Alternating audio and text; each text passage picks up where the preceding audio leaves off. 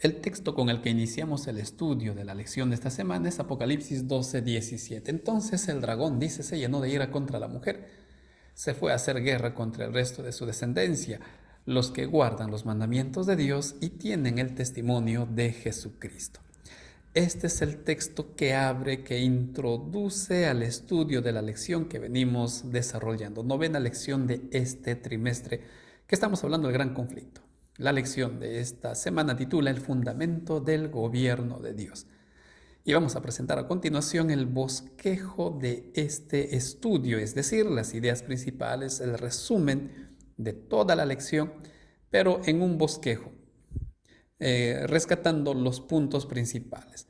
Estos puntos u objetivos son los que vamos a estudiar, que son tres. Lo primero que veremos es la eterna ley de Dios. A continuación, estaremos viendo rápidamente la ley en el tiempo del fin. Aquí veremos una breve cronología. Y por último, el sábado y sus implicancias. Esto del sábado es fundamental porque obviamente su observancia está demandada en los mandamientos y toma un rol importante, y esto es lo que vamos a ver en el último objetivo. Recuerden que las diapositivas están para que ustedes puedan descargarlas. El enlace que figura en la descripción es el que te llevará a la página donde vas a poder descargar las diapositivas. Vamos a iniciar entonces nuestro bosquejo viendo el primer objetivo, la eterna ley de Dios.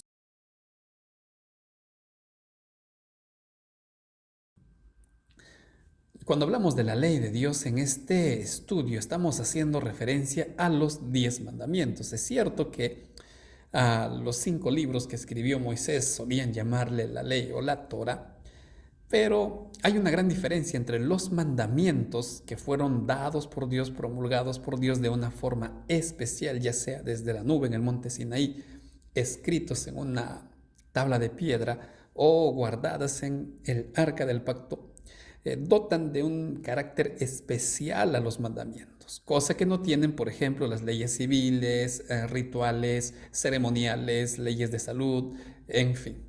Hay una gran diferencia, es por eso que estamos hablando exactamente de los 10 mandamientos, mandamientos que obviamente no fueron abolidos, como sí lo fueron los rituales porque señalaban a Cristo. Sobre estos mandamientos, la Biblia nos dice lo siguiente. En primer lugar, cuando Dios le dice a Moisés, vas a copiar en una piedra los mandamientos que tú rompiste cuando el pueblo adoró al becerro, y esas tablas las vas a colocar, las vas a guardar en el arca, y estarán en el lugar santísimo, en el santuario terrenal. Esto es importante porque cuando el sumo sacerdote ingresaba al lugar santísimo para el día de la expiación, obviamente el pueblo era juzgado en base a los 10 mandamientos, del cual se desglosaba todos los demás requerimientos, mandatos que Dios pedía. Entonces la base para el día de expiación eran los 10 mandamientos, por eso estaban dentro del arca del pacto en el santuario terrenal. Lo mismo nos dice el libro de Apocalipsis, que Juan observa el arca del pacto, pero no en el santuario terrenal, sino en el santuario celestial. Si en el santuario terrenal los mandamientos eran la base del juicio de Dios, es obvio que esta ley, los 10 mandamientos, tienen un carácter especial y vienen a formar la base del juicio de Dios, ya no en la tierra, sino en el santuario celestial. Lo que permite entender que estos mandamientos obviamente no fueron abolidos. Es más, Cristo lo dice, yo no vine a abolir, a anular, yo vine a obedecer, yo vine a resaltar, yo vine a confirmar la ley, no a anularla, porque si se podía cambiar la ley, entonces cambiábamos pues el carácter o lo que define al pecado y se acabó el problema. Pero no, Dios no vino a abolir la ley. En consecuencia, esta pequeña escena nos refuerza y deja un mensaje claro. La ley es inalterable. La ley no puede ser abolida, no puede ser cambiada. Es más, lamentablemente se suele dar un carácter negativo y sombrío, un carácter de pesadez a los mandamientos, pero lo que la Biblia dice sobre la ley es muy diferente. Estos textos, por ejemplo, en Eclesiastés, Proverbios y Juan, refieren un carácter diferente a la ley. Guardar su ley, nos dice Eclesiastés, es sinónimo de bendición para nosotros, es sinónimo de cuidado, de protección. Solemos darle un carácter prohibitivo a la ley, no esto, no aquello, no lo otro, mas el celo de Dios por su pueblo era eso. Miren, yo soy celoso de ustedes, yo no quiero que les ocurra nada y en consecuencia, para que vivan bien, guarden mi ley. Obedezcan mi ley, porque esto es lo que a ustedes les va a cuidar. La obediencia a la ley armoniza con la oración. Si no obedecemos a nuestro Dios, dice Proverbios, entonces Dios no escucha nuestras oraciones porque estamos pidiendo mal, porque estamos pidiendo de manera equivocada y estamos viviendo de manera equivocada y queremos que Dios bendiga nuestra mala manera de vivir. Por eso la obediencia a la ley armoniza con la oración. Y por último, Juan dice de forma clara y resumida que la obediencia a la ley es una demostración que amamos a Dios. Entonces notemos cómo la Biblia describe a la ley en términos positivos, en términos de bendición, de una manera que para el hombre sea algo grato. Es por esto que estos otros 4 textos rematan la santidad, lo especial de la ley. La ley es santa, dice Romanos 7, 11 al 12. La ley es santa, es perfecta, nos dice Salmos 19. Es verdad, el Salmo 119, 42. Y la ley es justa, Salmo 119, 72. Es por esto que la ley de Dios, resumida en los 10 mandamientos, de los cuales dependían la ley y los profetas, es decir, dependía todo el Antiguo Testamento. Esta es la base del gobierno de Dios y es esta ley con la cual vamos a ser juzgados, sino con qué ley. Con amar a Dios sobre todas las cosas y a tu prójimo como a ti mismo. Sí, y Cristo dijo que ese es el resumen de la ley. De estos dos depende toda la ley, dijo el Señor Jesús. La misericordia de Dios también está presente en el trono de nuestro Señor. A continuación veamos lo que nos dice Salmos 89, 14. Justicia y misericordia forman el cimiento, la base del trono de Dios. Y vamos aquí a observar el rol que toma la ley. En su gran misericordia, el Señor nos entrega su ley. ¿Por qué? Si ya hemos tomado atención a la vista anterior, hemos observado que la ley tiene un carácter especial de bendición para el hombre. En consecuencia, los mandamientos hacen eso con nosotros, nos cuidan, nos protegen, nos guardan, pero también, bajo nuestra condición, nos señalan el pecado. Pablo dice esto: yo no hubiera sabido que vivía egoístamente si la ley no me decía, tú estás siendo egoísta, tú estás siendo ambicioso, tú estás siendo mentiroso.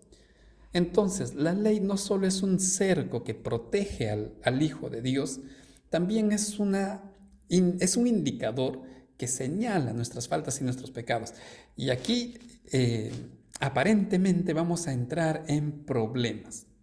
Aparentemente digo porque ya el Señor solucionó el problema. Y es que la ley señala mi pecado. Mira, tú eres pecador. Y en consecuencia me condena. Porque la paga del pecado, recordemos, es la muerte. Pero la ley no solo me dice, mira, tú has pecado y tienes que morir y si puedes, soluciónalo, es tu problema. Lo que Gálatas 3:24 nos dice es que la ley me conduce a Cristo. En otras palabras, me dice, tú necesitas a un Salvador.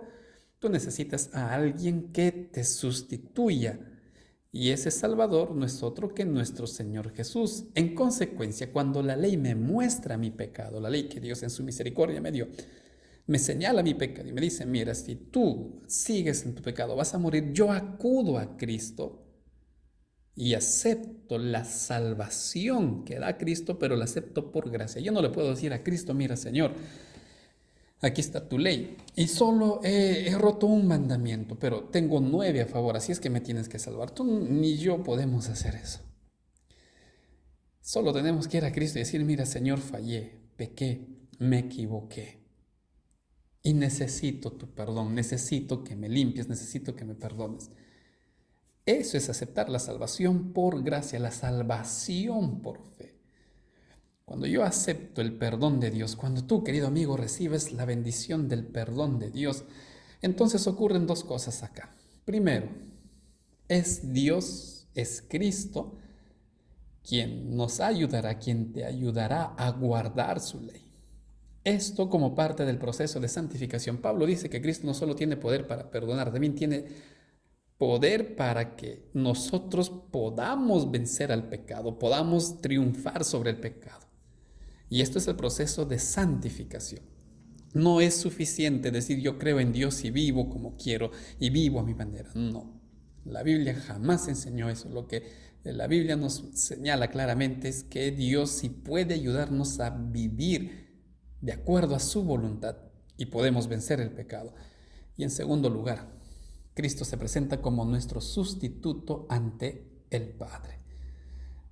Entonces, en resumen de este primer punto, la ley para nosotros es una bendición.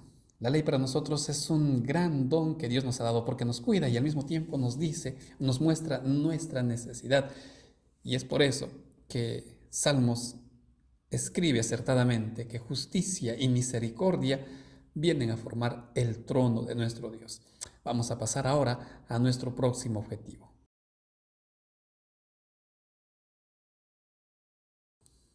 La ley en el tiempo del fin. Vamos a ver aquí un breve repaso de lo que fue el ataque del enemigo al pueblo de Dios. Desde su rebelión en el cielo, Satanás no ha cesado de atacar a los hijos de Dios. Y de alguna forma lo hizo en el cielo cuando quiso usurpar el lugar de Cristo, el lugar de Dios allá en el cielo. No conforme con su posición, quiso ser como Dios, celoso de Cristo, y en consecuencia fue arrojado.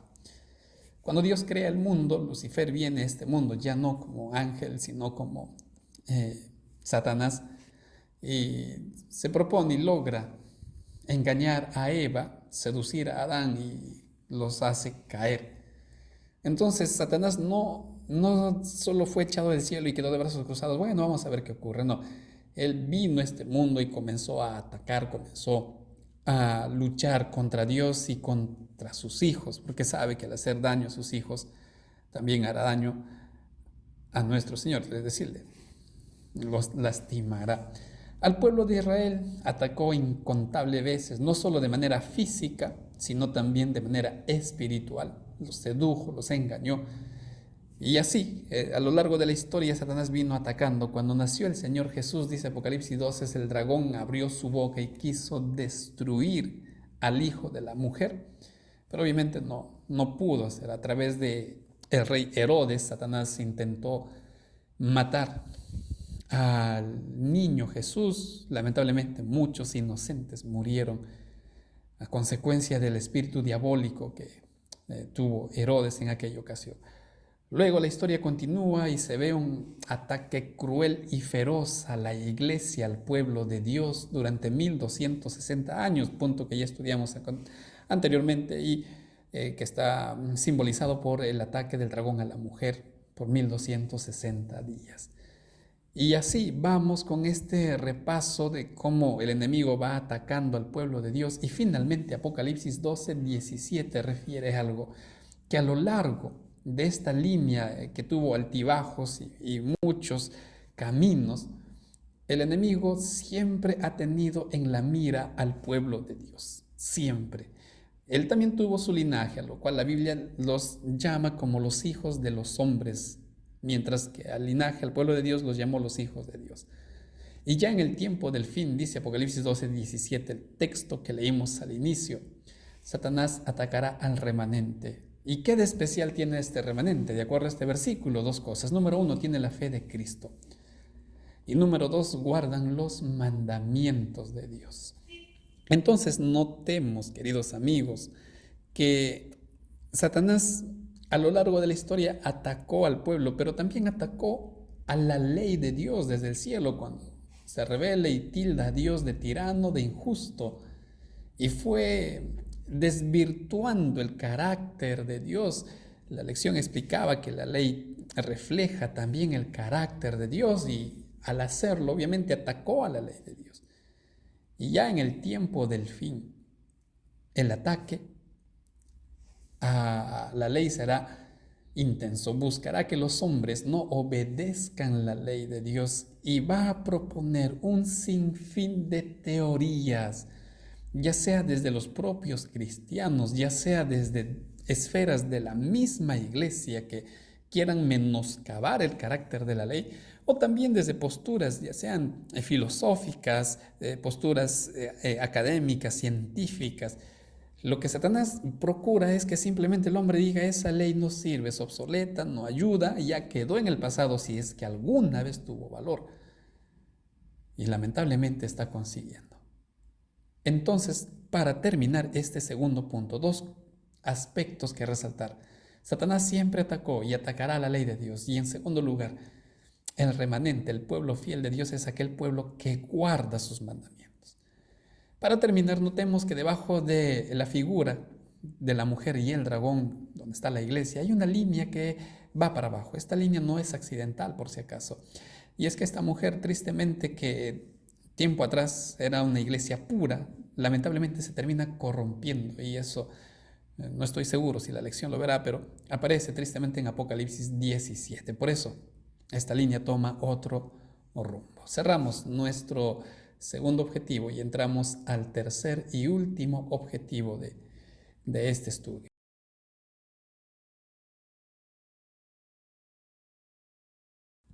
El sábado y sus implicancias. Si hablamos de la ley, obviamente estamos hablando y es necesario hablar del sábado. Para esto vamos a basarnos en los mensajes de los tres ángeles, el mensaje angelical de Apocalipsis 14. Miren, el primer ángel advierte y dice: ha llegado la hora de adorar al Creador. Hay un llamado del primer ángel: adoremos al Creador. Ha llegado la hora de su juicio y adoremos al que hizo los cielos, el mar, quien hizo todo esto, al Creador. Mientras que el capítulo 14, versículos 9 al 11, es un versículo de advertencia. Cuidado con adorar a la bestia. El primer ángel dice: adoremos al Creador, porque es el único que merece adoración. Mientras que el tercer ángel dice: cuidado con adorar a la bestia, porque éste también busca ser adorado. No para sentirse bien, por si acaso, no porque él necesite adoración, se sienta bien y va a estar feliz con los que le adoran. Él busca ser adorado porque sabe que de esa forma te vas a perder. Esa es su intención y eso es lo que busca. Volviendo a Apocalipsis 14, 6 y 7, el primer ángel, el llamado a adorar al Creador, tiene una relación directa con el sábado. ¿Qué día estableció el Creador en el Edén? El día sábado. Al día sábado Dios le dotó de su bendición y de santificación, cosa que ningún otro día tuvo.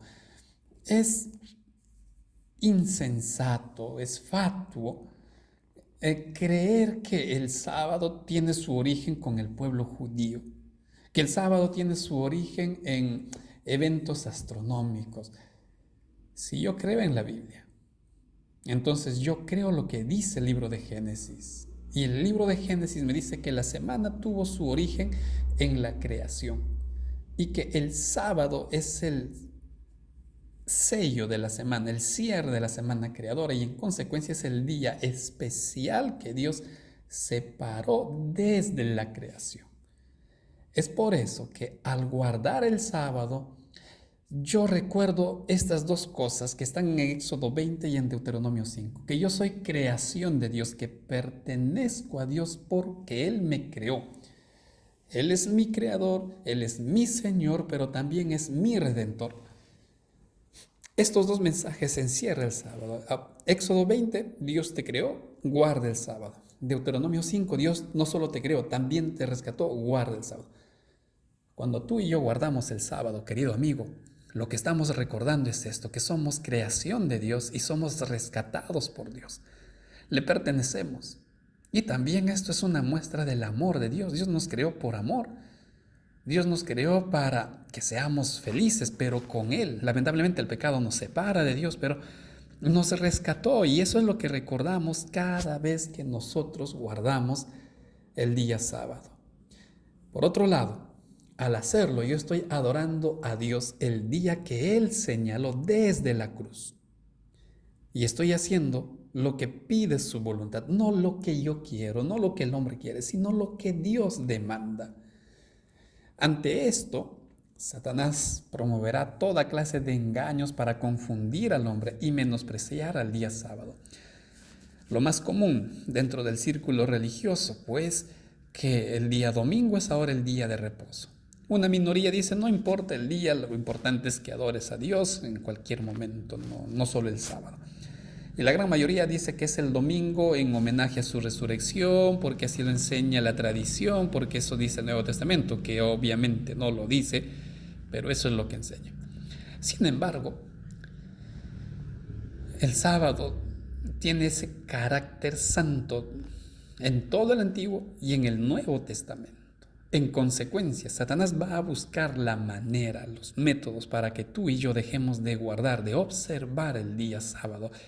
Y nuevamente lo está consiguiendo. Ya sea con engaños, haciendo creer que el sábado ya fue anulado o que simplemente nunca tuvo un valor importantísimo. O también lo hará a la fuerza, sometiéndonos por el trabajo, por los estudios, por el dinero, por una relación, por cualquier motivo forzoso. También Satanás está logrando que el hombre cada vez más deje de observar el día sábado. Guardar el día sábado es una señal de fidelidad a Dios, un sello distintivo para su pueblo, es la marca que identifica al pueblo de Dios. Cuando hablamos del sello de Dios, muchos limitan exclusivamente al sábado y no, queridos amigos, el sello de Dios en sí es el carácter de Dios en nuestra vida, pero será evidente a través del sábado. Porque ¿cómo yo puedo decir que yo estoy siendo transformado, cambiado por Dios, pero no guardo el día sábado? Entonces estoy mintiendo. Es por ello que guardar el día sábado es una señal fidedigna del pueblo de Dios. En contraste, su desobediencia, así sea por la fuerza o engaño, como ya hemos dicho, también será un sello, pero de rebelión contra el gobierno de Dios, un sello de ir en contra de lo que Dios manda. Si es el domingo, que es en su gran mayoría, entonces no será a Dios a quien estoy adorando, sino será pues al enemigo. Y no porque hay una competencia para Dios, sino porque sabe que así tú te vas a perder. Por lo tanto, cerramos todo esto mencionando que el sábado es relevante para el hombre. El sábado es crucial porque en estos tiempos finales hay una gran lucha. ¿A quién tú sirves? ¿A qué Señor tú estás entregando tu adoración? Y la invitación obviamente es: hazlo al que te creó y al que te redimió, adorándolo el día sábado. Vamos a ver ahora el resumen de nuestro estudio. ¿Qué es lo que hemos visto? Estos 3 puntos. Número 1, que la ley de Dios es eterna y es una bendición para sus hijos. Número 2, la obediencia a la ley es una característica del verdadero pueblo de Dios. Aquí, disculpen, hubo un error, acabo de percatarme, es verdadero, no verdeado. Y por último, el sábado será el sello de Dios distintivo del pueblo que decide ser leal a Dios. Pero para lograr esto, querido amigo, tú tienes que trabajar con Dios para que Él desarrolle su carácter en tu vida, para que tú tengas el carácter sellado en tu vida, el carácter de Cristo. Terminamos entonces con esto y pasemos a ver brevemente la decisión que debemos tomar para terminar nuestro estudio. No olvidemos que la salvación es por gracia. La observancia de la ley de Dios del sábado no es un mérito, por si acaso, para salvarnos, como algunos tildan equivocadamente, pero sí es un fruto de la aceptación de la salvación. Yo tengo que obedecer la ley, tengo que adorar a Dios, pero adorarle el día señalado, no para amar a Dios, sino porque ya lo amo y en consecuencia obedezco su ley. Y esto también nos lleva a estudiar la próxima lección, el espiritismo desenmascarado, la 10ª lección de este segundo trimestre. Por favor, querido amigo, no dejes de estudiar tu Biblia.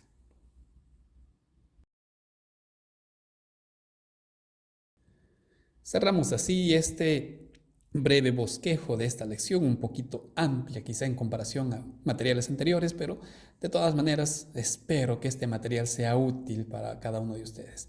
Como siempre es un gusto compartir la palabra de Dios, es un gusto compartir estos estudios. El día de mañana estaremos desarrollando, presentando este estudio, pero ampliado, Dios mediante en vivo.